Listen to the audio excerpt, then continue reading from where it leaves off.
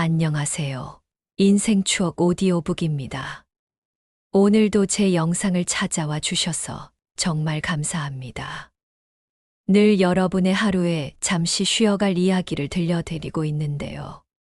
오늘은 한 60대 여성분이 보내주신 사연인데요. 고등학생 시절 좋아했던 담임 선생님과 성인 이후에 만나서 벌어지는 이야기입니다. 함께 들어보시죠. 창밖으로 봄비가 내리는 오후였습니다. 나는 오래된 서랍장을 정리하다가 노란 빛으로 바랜 졸업 앨범을 꺼내 들었습니다.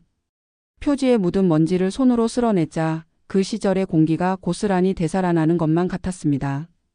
페이지를 넘기다 멈춘 곳은 교사 소개란이었습니다. 흑백 사진 속에서 젊은 그가 단정한 정장 차림으로 미소 짓고 있었습니다. 그는 내가 고등학교 2학년이 되던 해봄 우리 학교에 부임한 국어 선생님이었습니다. 28배 나이 신입 교사치고는 침착하고 진지한 분위기를 풍겼습니다. 첫 수업 시간 교실 문을 열고 들어서던 그의 모습을 지금도 또렷이 기억합니다. 회색 재킷에 감색 넥타이를 맨 그는 교단에 서서 조용히 우리를 둘러보았습니다. 그리고는 칠판에 분필로 자신의 이름을 또박또박 적어 내려갔습니다. 강민호 선생님. 목소리는 낮고 차분했습니다. 어떤 위압감도 과도한 친절함도 없는 그저 담담한 어조였습니다. 하지만 그 평범함 속에 묘한 울림이 있었습니다. 그날 이후 국어 시간이 기다려지기 시작했습니다. 처음에는 단순히 문학 작품이 재미있어서라고 생각했습니다. 그가 읽어주는 윤동주의 시, 김소월의 시조 이상의 소설들이 마치 살아 숨쉬는 것처럼 느껴졌습니다. 어느 날 그는 정지용의 향수를 낭독했습니다. 넓은 벌 동쪽 끝으로 예시하기 지줄대는 실개천이 회돌아 나가고 교실은 고요했습니다. 봄볕이 창문을 타고 들어와 그의 옆얼굴을 비추고 있었습니다. 나는 그때 처음으로 깨달았습니다. 내가 기다린 건 문학이 아니라 그 문학을 읽어주는 그의 목소리였다는 것을. 그가 책장을 넘기는 손가락의 움직임, 시를 읽다 잠시 멈춰 창밖을 바라보는 시선, 미소 지을 때 살짝 올라가는 입꼬리까지 모든 것이 내 눈에 들어왔습니다. 어느 주말 우리는 작문 숙제를 제출했습니다. 주제는 나에게 봄이란이었습니다. 나는 평소보다 오래 고민하며 글을 썼습니다. 봄은 기다림이라고 아직 오지 않은 무언가를 향한 설렘이라고 적었습니다. 월요일 아침 그는 내 공책을 책상 위에 놓으며 한마디 건넸습니다. 글을 참 잘 쓴다고 감정이 진솔하게 느껴진다고 말했습니다. 그 한마디였습니다. 단 한마디의 칭찬이 내 가슴에 불을 지폈습니다. 뺨이 뜨거워지는 것을 느끼며 고개를 숙였습니다. 그날 이후 나는 더 많은 글을 쓰기 시작했습니다.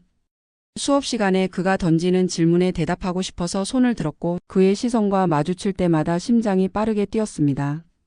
친구들은 내가 국어를 좋아한다고 생각했습니다. 어쩌면 나 스스로도 그렇게 믿으려 했는지 모릅니다. 계절이 여름으로 바뀌었습니다. 기말고사가 끝난 어느 오후 나는 도서관에서 그와 마주쳤습니다. 그는 높은 서가 사이에서 책을 찾고 있었습니다. 나도 모르게 다가가 조심스럽게 말을 걸었습니다. 무슨 책을 찾느냐고 물었습니다. 그는 고개를 돌려 나를 보고는 부드럽게 웃었습니다. 카미의 책을 찾고 있다고 했습니다.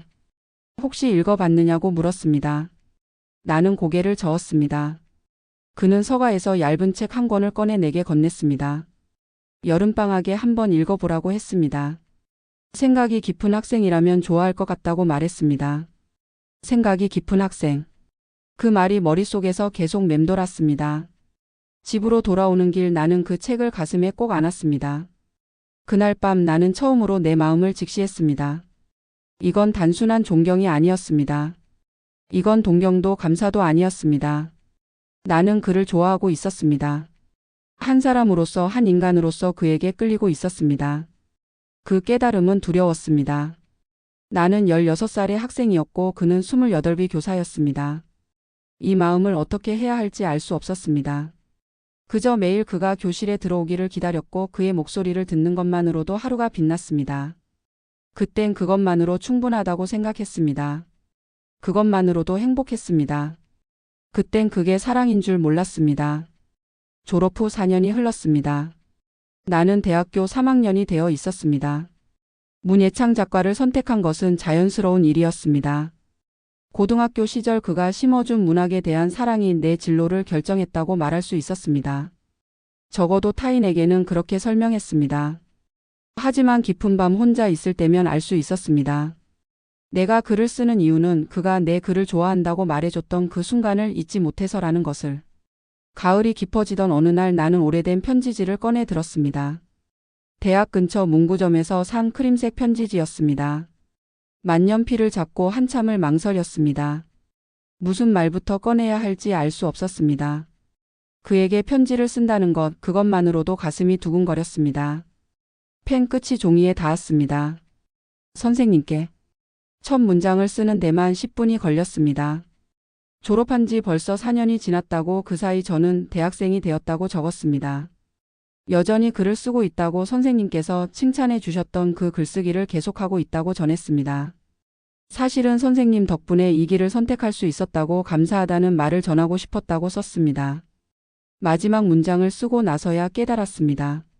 내가 정말로 하고 싶었던 말은 한 줄도 적지 못했다는 것을. 편지를 붙이기까지 또 일주일이 걸렸습니다. 매일 가방 속에 편지 봉투를 넣고 다니다가 우체통 앞에 서면 발길이 돌아섰습니다.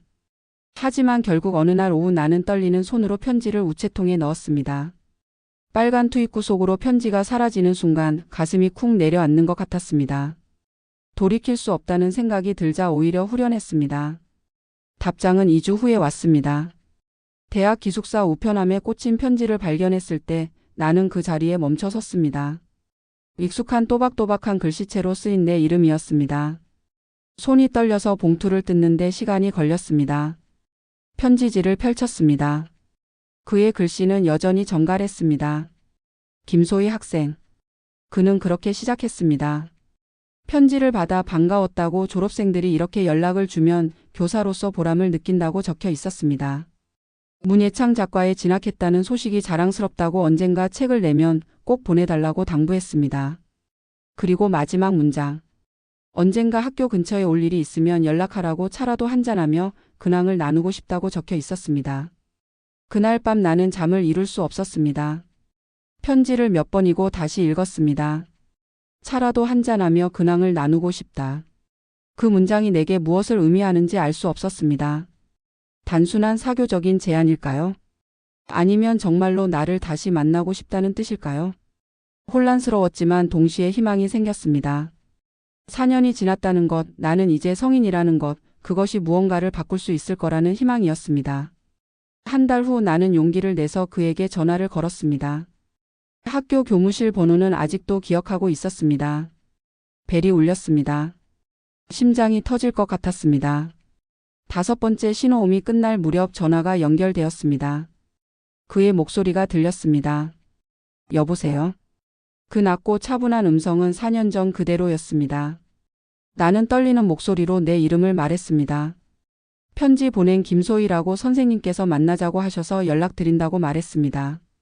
잠시 침묵이 흘렀습니다. 그리고 그가 웃는 소리가 들렸습니다. 아, 소희 학생. 반갑다고 언제가 좋으냐고 물었습니다. 우리는 다음 주 토요일 오후에 만나기로 약속했습니다. 학교 근처 조용한 카페에서 만나자고 그가 제안했습니다. 약속 날까지 일주일. 그 시간은 길면서도 짧았습니다. 무슨 옷을 입어야 할지, 무슨 이야기를 나눠야 할지 끊임없이 고민했습니다. 거울 앞에서 여러 번 옷을 갈아입었습니다. 너무 화려해 보이면 안 될 것 같았습니다. 그렇다고 너무 수수하면 여전히 학생처럼 보일까 걱정되었습니다. 결국 베이지색 니트의 청바지를 선택했습니다. 단정하면서도 편안한 차림이었습니다. 토요일 오후 3시. 약속 장소인 카페에 도착했습니다. 일부러 10분 일찍 도착했습니다. 창가 자리에 앉아 메뉴판을 들여다보는 척하며 시간을 보냈습니다. 3시 정각 카페 문이 열렸습니다. 그가 들어왔습니다. 4년이 지났지만 그는 거의 변하지 않았습니다. 여전히 단정한 차림이었고 여전히 침착한 걸음걸이였습니다. 다만 머리카락 사이로 희끗한 흰머리 몇 가닥이 보였습니다. 그는 나를 발견하고 미소 지으며 다가왔습니다. 오랜만이라고 많이 성숙해 보인다고 말했습니다. 우리는 자리에 앉았습니다. 커피를 주문했습니다. 처음에는 어색했습니다. 학교 이야기, 동창들 소식, 대학 생활에 대한 이야기를 나눴습니다. 하지만 시간이 지날수록 대화는 자연스러워졌습니다. 그는 최근에 읽은 책에 대해 이야기했고 나는 쓰고 있는 소설에 대해 말했습니다. 해가 기울어갈 무렵 그가 말했습니다. 정말 잘 자란 것 같다고 자신의 학생 중에서도 가장 자랑스러운 제자라고 말했습니다. 그 순간 나는 깨달았습니다. 그에게 나는 여전히 제자일 뿐이라는 것을. 내 학생이라는 단어가 가슴에 박혔습니다. 하지만 동시에 또 다른 감정도 느꼈습니다. 그와 이렇게 마주 앉아 이야기를 나눌 수 있다는 것만으로도 충분히 행복했습니다. 카페를 나서며 그가 물었습니다.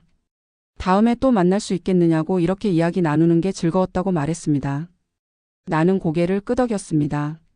그렇게 우리의 재회가 시작되었습니다. 그 후로 우리는 한 달에 한두 번씩 만났습니다. 처음에는 카페에서 만났습니다. 책 이야기, 영화 이야기, 일상적인 대화를 나눴습니다. 그는 여전히 학교에서 국어를 가르치고 있었고 나는 졸업 후 출판사 입사를 준비하고 있었습니다. 만날 때마다 그와의 거리가 조금씩 가까워지는 것을 느꼈습니다. 아니, 그렇게 믿고 싶었습니다. 봄이 다시 찾아왔습니다. 벚꽃이 만개하던 어느 날 우리는 한강공원을 걷고 있었습니다. 꽃잎이 바람에 흩날렸습니다. 그는 걸으면서 윤동주의 시를 낭송했습니다. 죽는 날까지 하늘을 우러러 한 점 부끄럼이 없기를. 고등학교 시절 그가 들려주던 그 시였습니다. 나는 그의 옆얼굴을 바라보았습니다. 봄빛 속에서 그는 여전히 아름다웠습니다. 그날 나는 용기를 냈습니다. 벤치에 앉아 커피를 마시던 중이었습니다. 나는 떨리는 목소리로 말했습니다. 선생님께 하고 싶은 말이 있다고. 오래전부터 하고 싶었던 말이라고 전했습니다. 그는 나를 바라보았습니다. 조용히 기다리는 눈빛이었습니다. 나는 심호흡을 하고 입을 열었습니다. 고등학교 때부터 선생님을 좋아했다고 말했습니다. 단순한 존경이 아니라 한 사람으로서 좋아했다고 고백했습니다. 지금도 그 마음이 변하지 않았다고 전했습니다. 말을 하는 동안 눈물이 났습니다. 참으려 했지만 참을 수 없었습니다. 20대 초반의 나는 아직 서툴렀고 이 감정을 어떻게 표현해야 할지 몰랐습니다. 침묵이 흘렀습니다. 긴 침묵이었습니다. 바람이 불어 벚꽃잎이 우리 사이로 떨어졌습니다. 그는 한참을 아무 말도 하지 않았습니다. 그저 먼 곳을 바라보고 있었습니다. 나는 그 침묵이 답이라는 것을 알았습니다. 하지만 그의 입에서 직접 듣고 싶었습니다. 어떤 말이든 상관없었습니다. 그저 이 고백에 대한 그의 생각을 알고 싶었습니다. 마침내 그가 입을 열었습니다. 미안하다고 말했습니다. 그 말로 시작했습니다. 그는 천천히 말을 이어갔습니다. 내 마음을 몰랐던 건 아니라고 사실 어느 순간부터 느끼고 있었다고 고백했습니다. 고등학교 때 내가 나를 바라보던 눈빛을 수업 시간마다 반짝이던 내 눈을 기억한다고 말했습니다. 하지만 그때 내가 내 학생이었기에 모르는 척할 수밖에 없었다고 설명했습니다. 그리고 지금도 마찬가지라고 말했습니다. 비록 내가 졸업했고 성인이 되었지만 그에게 나는 여전히 제자라고 말했습니다. 그 선을 넘을 수 없다고, 넘어서는 안 된다고 믿는다고 전했습니다. 교사로서의 책임이라고, 어른으로서의 의무라고 설명했습니다. 나는 고개를 들어 그를 바라보았습니다. 그의 눈에도 슬픔이 어려 있었습니다. 그날 밤 나는 혼자 방에 앉아 울었습니다. 거절당했다는 아픔보다 더 깊은 슬픔이 있었습니다. 그도 나를 의식하고 있었다는 사실, 하지만 그 선을 넘지 않기로 선택했다는 사실이 더 아팠습니다. 만약 그가 아무 감정도 없었다면 오히려 쉬웠을 것입니다.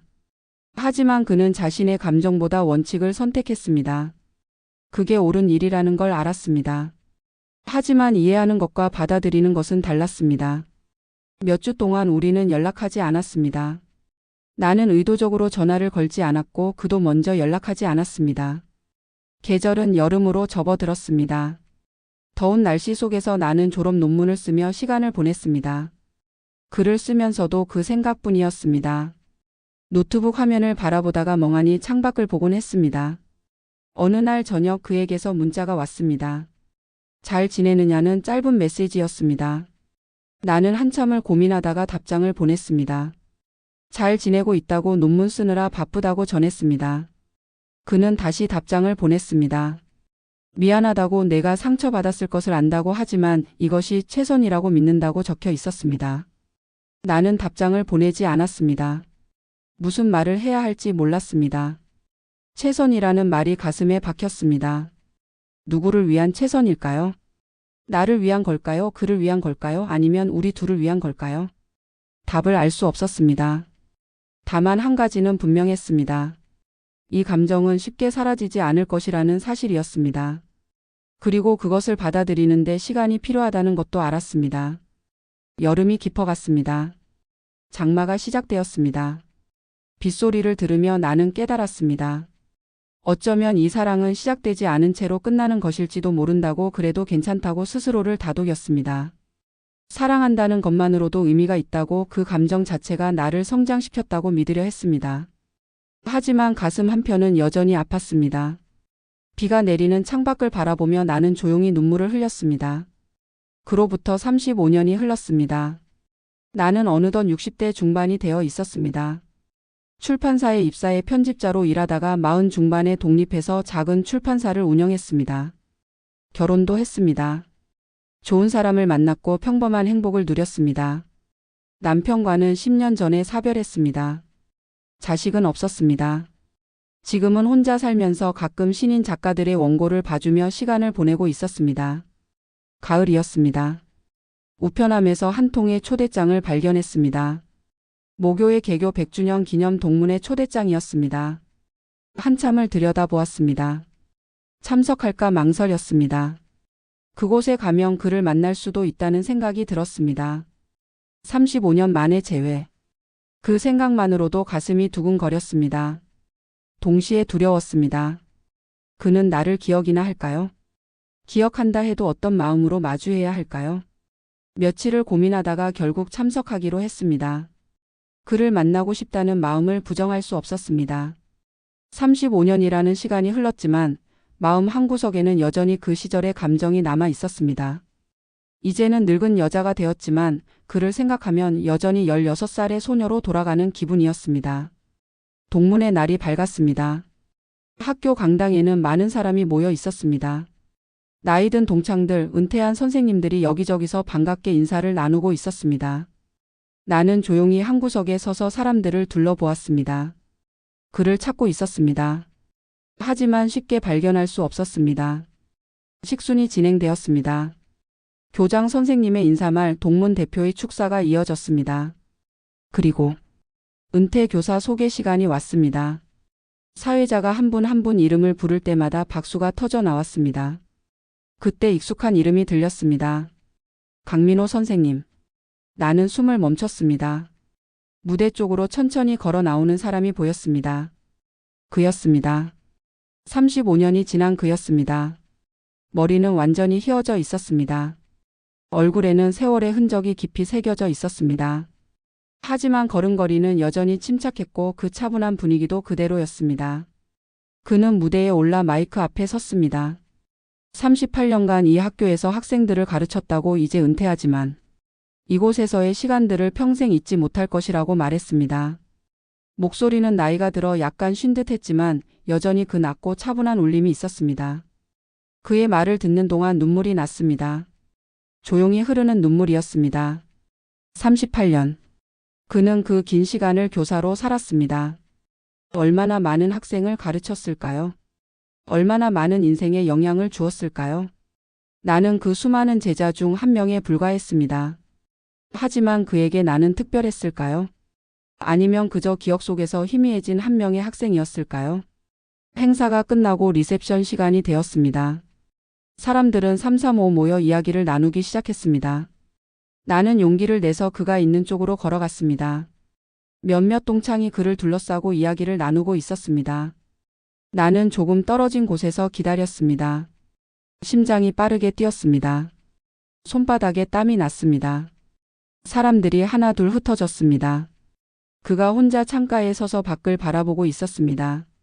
나는 천천히 다가갔습니다. 그의 뒤에서 조심스럽게 말을 걸었습니다. 선생님, 저를 기억하시나요? 그는 고개를 돌렸습니다. 나를 보는 순간 그의 눈이 약간 커졌습니다. 잠시 멈칫했습니다. 그리고 조용히 미소 지었습니다. 소희. 그가 내 이름을 불렀습니다. 기억한다고 어떻게 잊을 수 있겠느냐고 말했습니다. 그 말에 가슴이 뜨거워졌습니다. 우리는 조용한 곳으로 자리를 옮겼습니다. 학교 뒤편에 있는 벤치였습니다. 예전에 학생들이 쉬던 그 벤치가 아직도 그대로 있었습니다. 우리는 나란히 앉았습니다. 그는 내게 그간의 삶에 대해 물었습니다. 나는 출판사를 운영했다고 남편과 사별했다고 지금은 혼자 살고 있다고 말했습니다. 그도 자신의 이야기를 들려주었습니다. 평생 독신으로 살았다고 학생들을 가르치는 것이 전부였다고 말했습니다. 은퇴 후에는 작은 서재를 운영하며 아이들에게 무료로 책을 읽어주고 있다고 전했습니다. 해가 기울었습니다. 가을 햇살이 벤치 위로 비스듬히 내려앉았습니다. 나는 용기를 내서 물었습니다. 그때 일을 기억하느냐고 35년 전 봄날 한강에서 했던 고백을 기억하느냐고 물었습니다. 그는 고개를 끄덕였습니다. 기억한다고 그날을 잊은 적이 없다고 말했습니다. 나는 조심스럽게 말을 이었습니다. 그때는 이해할 수 없었다고 선생님의 거절이 너무 아팠다고 고백했습니다. 하지만 나이가 들면서 조금씩 이해하게 되었다고 선생님이 지키려 했던 선의 의미를 알게 되었다고 말했습니다. 그리고 한 가지 묻고 싶은 게 있다고 전했습니다. 혹시 그때 선생님도 나를 의식하고 계셨냐고 조금이라도 마음이 있었냐고 물었습니다. 긴 침묵이 흘렀습니다. 바람이 불어 낙엽이 우리 발치에 떨어졌습니다. 그는 천천히 입을 열었습니다. 있었다고 솔직히 말하면 있었다고 고백했습니다. 처음에는 그저 똑똑한 학생이라고만 생각했다고 하지만 시간이 지날수록 내가 특별하게 느껴졌다고 말했습니다. 그래서 더 조심했다고 그 마음을 절대 드러내서는 안 된다고 스스로를 경계했다고 설명했습니다. 졸업 후 다시 만났을 때도 마찬가지였다고 말했습니다. 내가 성인이 되어 앉아 있는 모습을 보며 마음이 흔들렸다고 하지만 그 선을 넘으면 안 된다고 생각했다고 전했습니다. 교사와 제자라는 관계는 시간이 지나도 변하지 않는다고 믿었다고 그게 옳은 일이라고 여겼다고 말했습니다. 그리고 지금도 그 선택을 후회하지 않는다고 다만 내게 상처를 준 것은 미안하다고 덧붙였습니다. 나는 고개를 저었습니다. 미안해하지 않으셔도 된다고 그 덕분에 나는 성장할 수 있었다고 말했습니다. 이루어지지 않는 사랑을 통해 많은 것을 배웠다고 그 감정 자체가 내 삶을 풍요롭게 만들었다고 전했습니다. 그리고 한 가지 더 말했습니다. 이제는 선생님 말고 한 사람으로 불러도 될까요? 민호 씨라고 불러도 될까요?